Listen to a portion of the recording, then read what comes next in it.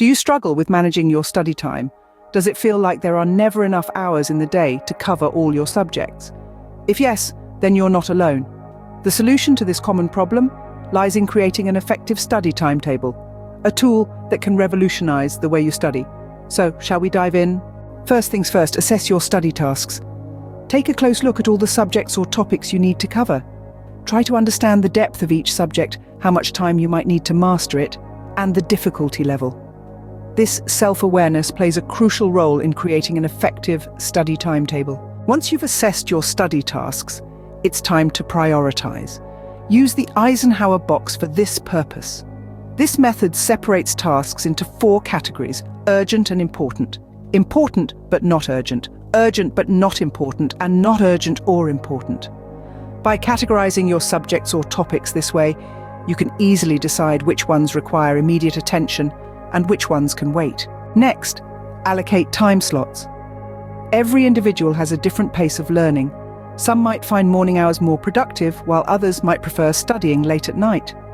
Identify your peak productivity hours and allocate them to the most challenging subjects or topics. Remember, consistency is key. Try to stick to your allocated time slots as much as possible. Now, you need to break your study sessions into manageable chunks.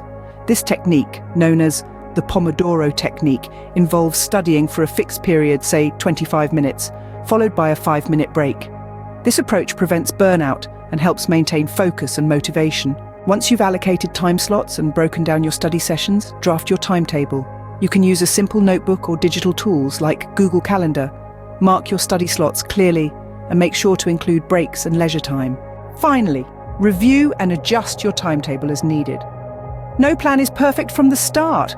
It's important to monitor your progress and adjust your timetable based on your performance and comfort. In summary, creating a study timetable involves a series of steps.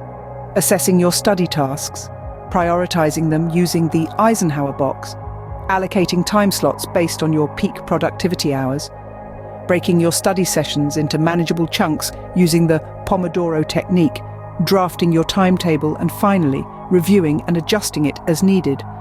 Remember, the purpose of a study timetable is not to confine you, but to provide a structure that can make studying more efficient and less stressful. It's a tool that allows you to balance your academic life with your personal life. So take your time, be patient, and soon you'll see the magic of a well-structured study timetable unfold.